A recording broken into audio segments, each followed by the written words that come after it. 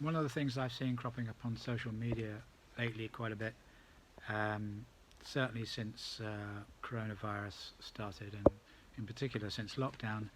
is people's concerns over what to do with their cars and how long they should be left without starting, and also about long-term storage, because obviously people do keep cars stored for a long time as well. One of the first considerations is obviously the condition of the battery, because what you don't want to be doing is coming back to your car in 4 or 5 weeks time, going to start it and the battery is completely flat. There are a couple of things you can do about this. On a relatively modern car such as this Jaguar here, the battery is obviously very accessible under that cover there, and the simple action of starting the car, even better driving it, will actually top up the battery to a certain degree. If you can take it on a longer drive, even better, because it's going to get oil to all the moving parts, get the water circulating, battery topped up, and the engine will reach its normal running temperature, which is a good thing.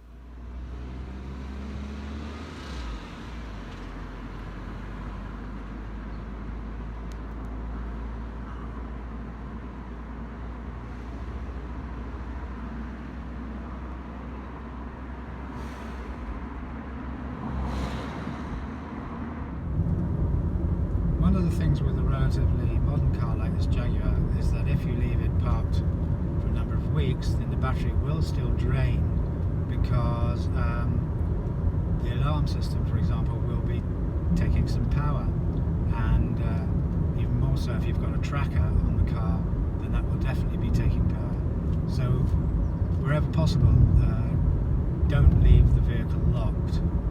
and then that will reduce the drain on the battery. As I've probably mentioned more than once, generally speaking, the more modern the car,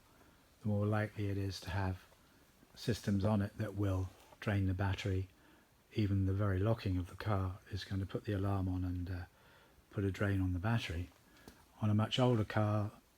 here we have a Rover, 60-year-old Rover, there is only one thing, as far as I know, that would drain the battery in the car, and that's the clock in the dashboard. So one thing you can do is to leave your car on trickle charge, and here's a trickle charger unit which kicks in and out. If the battery needs to be charged, it will charge, and if the battery is fully charged, it will simply stop charging. And of course, quite a few cars don't actually have their batteries under the bonnet anyway, but lots of weird and wonderful places, like under the floor, or in the boot, or in the case of this 60-year-old Rover, under the back seat. So to make things easier for cars like this, I've hardwired in a connection directly to the battery, and there's a socket to just plug the charger onto. If you have a car in long-term storage, one of the things, a good idea to avoid flat spots on the tyres, is to inflate them beyond their normal pressure, perhaps up to 35 pounds, and in that way you will avoid flat spots on the tyres, and also make the car easier to move if you need to just move it rather than start it. The drier the environment is for storing your car, the better,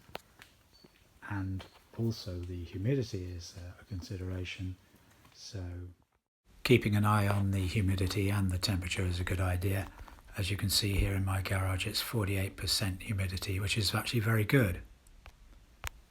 Another good reason to take a car out now and again is to test the brakes, because what can happen is when a car is standing for a long time, the brakes can bind, or even worse, the calipers can actually stick. And also, in the case of the handbrake, normal cable operated handbrake, traditional handbrake, if the handbrake's on, then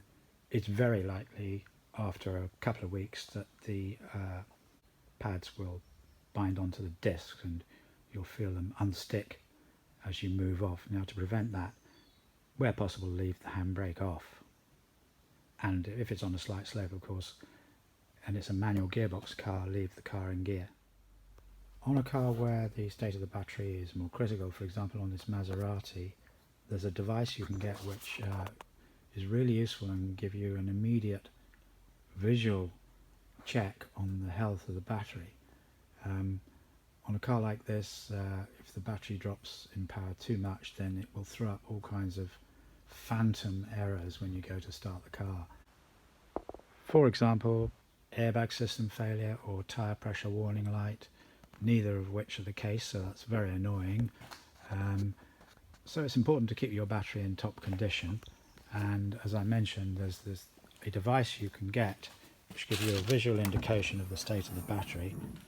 and when it's flashing green like that, the battery's fine,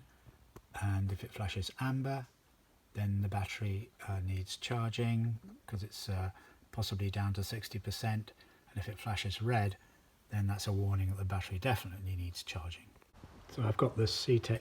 indicator unit hardwired into the battery in the back of this car, and so to charge the battery, simply plug on the charger like that, turn it on. I've got an extra switch here for safety, and that's connected to the trickle charger, which is running.